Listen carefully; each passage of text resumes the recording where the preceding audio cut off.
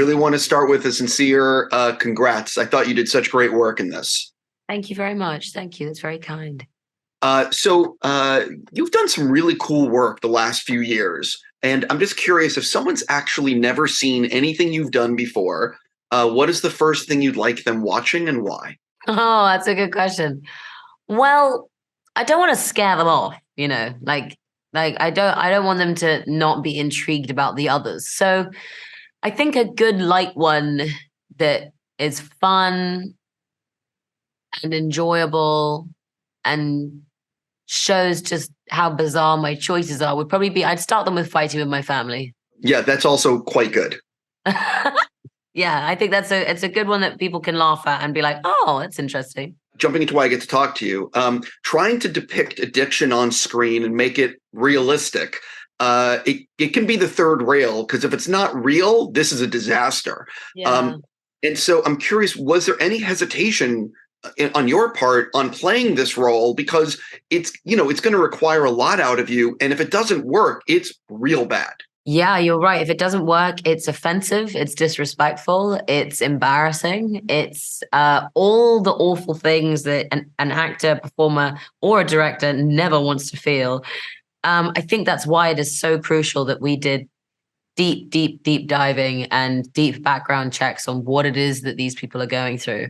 You can't make a movie like this with this topic and this unbelievably sensitive and delicate storyline without doing our research and without talking to the right people.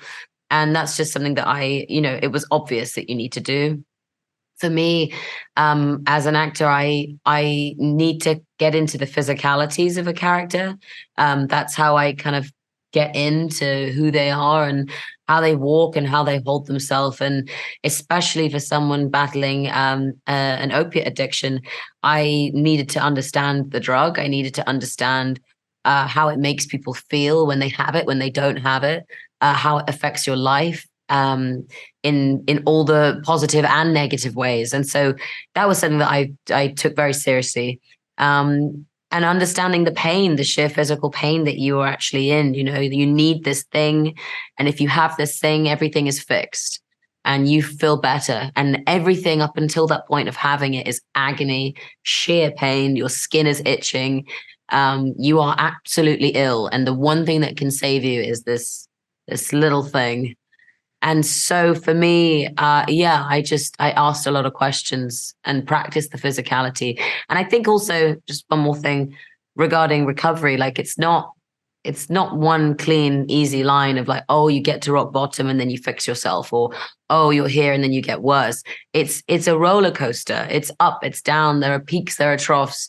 It's never obvious what's going to happen next. And I think that's just so important to highlight. And especially in our movie, I think we do a good job of it, is that it's you don't know which way it's going to go. And that's why it's so hard to overcome. Yeah, there's a line in the film. I've known people with addiction issues, and there's a line in the film where Zoe says to you, there are people that have made it, and there are other people that have died, and and it's very, very accurate. Yeah. When you were looking at the schedule and you saw everything you had to do, what was the day you had circled like, oh, this is going to be a really bad day? Never. Oh, really? Never. I thrive under pressure, and I love being put to the test, and I completely come alive when we are telling a story in a short amount of time. Sure. And I love a short shoot. I find it exhilarating and thrilling, and everybody is so focused because we need to get it done. And this is how I grew up in the industry. This is how I learned, was small indies with not a lot of time, tiny budget, an amazing cast, and a fantastic crew, and you've just got to make it work. And I think for me, I love that aspect of filmmaking. There's nowhere to hide.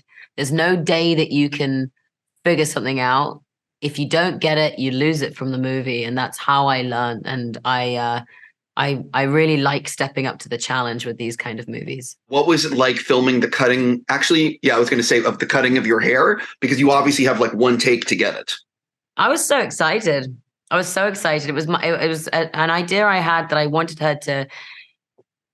us to meet her a year later and her be a completely changed person and her actually willingly chopping that piece of herself off. And I was so pumped. I was so excited to chop it because then I really felt like I could get into Allison. Like I knew that once that hair was gone, like I knew I felt her, I was her. And I was so excited to do it. And I was so excited to do it on camera. Zach was totally terrified. I mean, the morning of and the week before, he was trying to give me so many outs. He was like, we can get a wig. We could do this. You don't have to do it. And I was like, nope. I'm so excited to do it. And even on the day, crew members were coming up to me like, are you sure you're okay? Like, are you sure that you want to do this? And I was. It was thrilling. We finally got to be with the real Allison. I'm just about out of time with you, but I'm a huge fan of Denis and Greg Fraser, and you got to collaborate with both on the Dune sequel. I just want to know what that experience was like, and what can you tease about arguably my most anticipated film of the year? I can't tease anything other than the fact that I feel very lucky to be a part of that cast. When I started meeting everyone, I was just taking everybody's faces in and going, oh my God, I'm doing it. I'm here. And I have no idea what it's like. I have no idea how the rest of the shoot went. I'm just so thrilled to be a part of it. And that's unfortunately all I can give you. It's totally cool. I can't wait to see that film. And again, congrats on this. Wish you nothing but the best. Thank you so much. Thank you. Bye-bye.